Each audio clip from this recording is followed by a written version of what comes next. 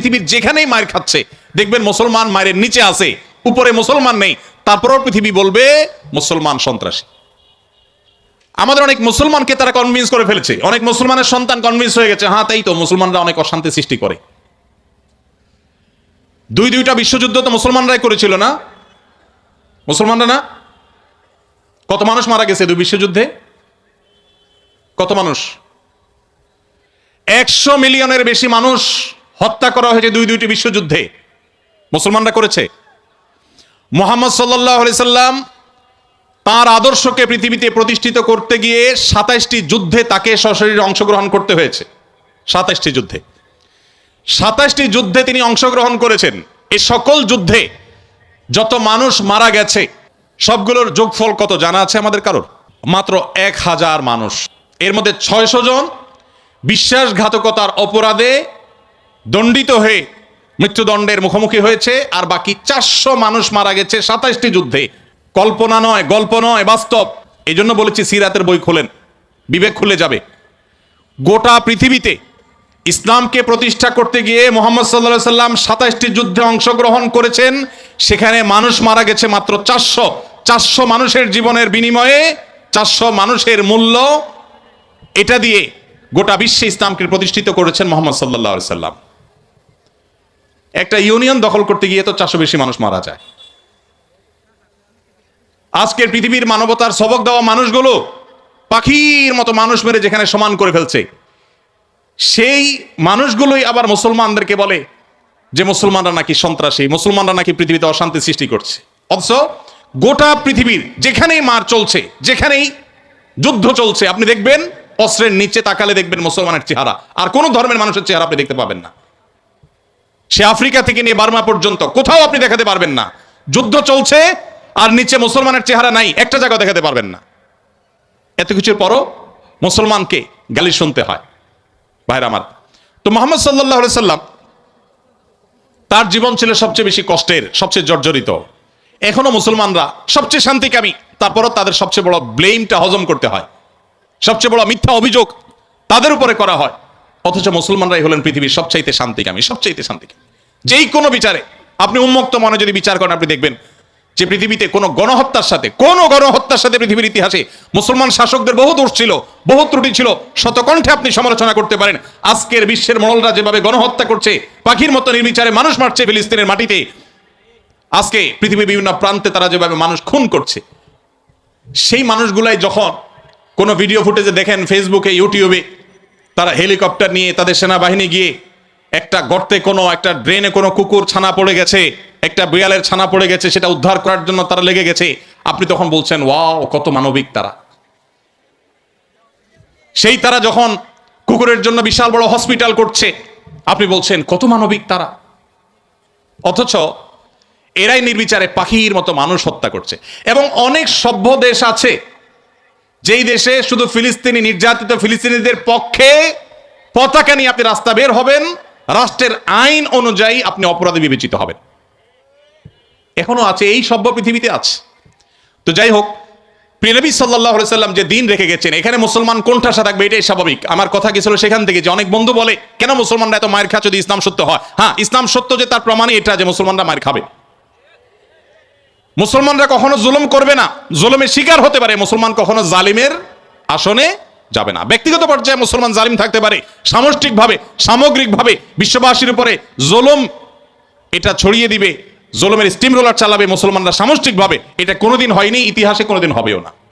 অতএব যারা মনোবেদনায় আছেন, কষ্টে আছেন, বিপদে আছেন, ভেঙে পড়েন যে এত বিপদ কেন, তারা নিজেদেরকে অনেক সময় মনে করেন যে আমি অপরাধী। না, এটা বরং সান্ত্বনার ব্যাপার।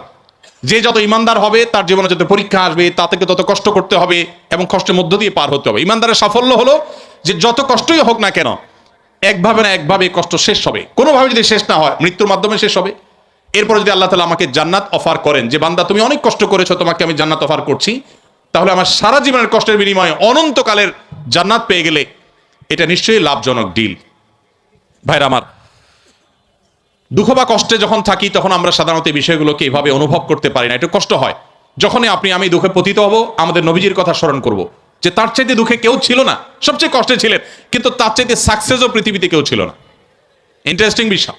সবচেয়ে দুঃখী মানুষ সবচেয়ে সফল মানুষ। কি অর্থে সফল? ওই যে তার মিশনকে তিনি সবচেয়ে ভালোভাবে বাস্তবায়ন করেছেন। প্রথম এবং দ্বিতীয় বিশ্বযুদ্ধের মধ্যে 100 মিলিয়ন মানুষ হত্যা করতে হয়নি। তার আদর্শকে তিনি পৃথিবীতে অত্যন্ত চমৎকারভাবে প্রতিষ্ঠা করে গেছেন, সবচেয়ে শান্তিপূর্ণভাবে, সবচেয়ে কম মানুষের জীবনের মূল্যের বিনিময়ে।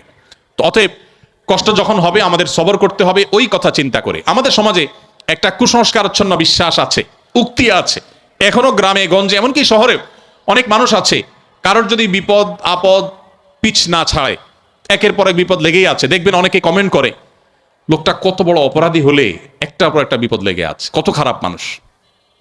অথচ একটার পর একটা বিপদ লেগে থাকা এটা মানুষের খারাপ হওয়ার কোনো প্রমাণ নয়। একটা মানুষ ফেরেশতার মতো ভালো মানুষ হয়েও তার উপরে বিপদ হতে পারে, বরং কখনো কখনো লাগাতার এবং ধারাবাহিক বিপদ এটা তার সততার, আল্লাহ ভীরুতার, আল্লাহর নেককার বান্দা হওয়ার প্রমাণও হতে পারে। তো এই জন্য আমরা যারা বিপদগ্রস্ত আছি তাদের জন্য সান্ত্বনা হলেন নবী করিম সাল্লাল্লাহু আলাইহি সাল্লাম। আল্লাহ আমাদেরকে ধৈর্য ধারণ করার তৌফিক দান করুন। নিজের সাথে খারাপ কিছু হলে মনে প্রশ্ন তৈরি হয়, কেন আমার সাথেই এমন হলো, আমি কি দোষ করলাম? সেক্ষেত্রে আল্লাহকে এই ধরনের অভিযোগ দেওয়ার মতো পাপ করা থেকে কিভাবে বাঁচবো, কি কি করলে নিজের কষ্ট দূর হবে? এখানে অনেক প্রশ্ন আছে, যে প্রশ্নগুলো আল্লাহ সম্পর্কে অভিযোগ কেন্দ্রিক। আমাদের অনেক ভাইয়েরা ইসলামটাকে ওই যে ভালো করে বোঝা হয় নাই, ইসলামটাকে ভালো করে শেখার সুযোগ হয়নি। আমরা আমাদের বিবেক দিয়ে আল্লাহ সুবহানাহু ওয়া তাআলাকে জাজ করে অনেক প্রশ্ন করি। অনেক সময় আমাদের এরকম মনে হয় যে এত মানুষ থাকতে আল্লাহ আমাকেই বা কেন বিপদ দিলেন। একটু আগে যে প্রশ্নের উত্তরে আমরা বলেছি আল্লাহ তাআলা সবচেয়ে বেশি বিপদ দিয়েছেন তার রাসূলদেরকে, তার নবীদেরকে। তাহলে কি আল্লাহর নবী এবং রাসূলদেরকে আল্লাহ অপছন্দ করতেন? নাউজুবিল্লাহ। তাহলে কাউকে বিপদ দিয়ে তাকে যদি ভালো কিছু, তার চেয়ে ভালো কিছু আল্লাহ তাআলা দেন, তাহলে এই বিপদ নয়। কোনো ডাক্তার যদি কোনো রোগীকে অপারেশন থিয়েটারে নিয়ে যান, সবকিছু বেঁধে বুধে তারপরে তাকে কাটাছেঁড়া করার জন্য প্রস্তুতি নেন, খোলা চোখে মেডিকেল সায়েন্স সম্পর্কে মিনিমাম ধারণা না থাকা মানুষের কাছে মনে হবে যে এই লোকটাকেই কেন বেঁধে এরকম কষ্ট দেয়া হচ্ছে। অথচ বাহ্যিক দৃষ্টিকোণ থেকে এটা কষ্ট দেয়া হলেও এটা মূলত তার জন্য উপকার করা।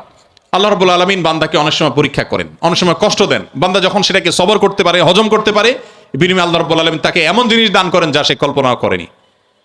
একটি আমল আছে যে আমলের বিনিময় আল্লাহ তাআলা দিবেন ব্ল্যাঙ্ক চেক দিয়ে বিনিময় দেওয়ার মতো করে, হিসেব ছাড়া। একটি মাত্র আমল আছে, আর কোনো আমল নাই। যে আমল সম্পর্কে আল্লাহ রাব্বুল আলামিন কোরআনে কারিমে বলেছেন যে এই আমলটি করলে দুনিয়াতে কোনো কাজের বিনিময় যেরকম ব্ল্যাঙ্ক চেক দিয়ে দিলে আমরা মনে করি যে ফিগার তার মতো বসা নিতে পারবে, সবচাইতে বড় অ্যামাউন্টটা সে বসাতে পারবে, ঠিক একইভাবে একটি আমল করলে কিয়ামতের ময়দানে বান্দাকে আল্লাহ তাআলা হিসেব করে করে কয় ওয়াক্ত নামাজ পড়েছ, কয়টা রোজা রেখেছ, কয় টাকা দান করেছ, কয়বার কোরআন তেলাওয়াত করেছ, কয়বার তাসবিহ করেছ, এভাবে হিসেব করে করে আল্লাহ তাআলা দিবেন না। আল্লাহ তাআলা থোক ব্ল্যাঙ্ক চেকের মতো হিসেব ছাড়া দিয়ে দিবেন একটা আমলের বিনিময়। সে আমলটা কি? কোরআনে কারিমে আল্লাহ বলেছেন ইন্নামা ইউওয়াফাস সাবিরুনা আজরাহুম বিগাইরি হিসাব। যারা তাদের জীবনে ধৈর্যশীল হিসেবে নিজেদেরকে প্রমাণ করতে পেরেছেন। ইবাদত করতেও ধৈর্যের প্রয়োজন হয়, অপরাধ এবং পাপের পথ না মাড়ানোর জন্য ধৈর্যের সংযমের প্রয়োজন হয়, আর বিপদ আপদে কষ্টে তো নিজেকে ধৈর্যশীল রাখতেই হয়। এই ধৈর্য যদি কেউ ধরতে পারে, নবী কোরআনে কারিমে আল্লাহ তাআলা বলেছেন ইন্নামা ইউওয়াফাস সাবিরুনা আজরাহুম বিগাইরি হিসাব।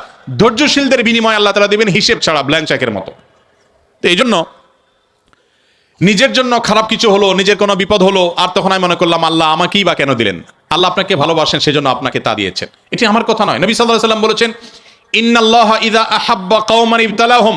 আল্লাহ যখন কোনো সম্প্রদায়কে, কোনো মানুষকে ভালোবাসেন তাকে পরীক্ষায় ফেলেন, তাকে বিপদে ফেলেন। এটা আল্লাহ সুবহানাহু ওয়া তাআলার সিস্টেম। তো এই জন্য যারা বিপদগ্রস্ত হয়ে আমরা মন খারাপ করি তাদের জন্য এই সমস্ত হাদিসে রয়েছে সান্ত্বনা।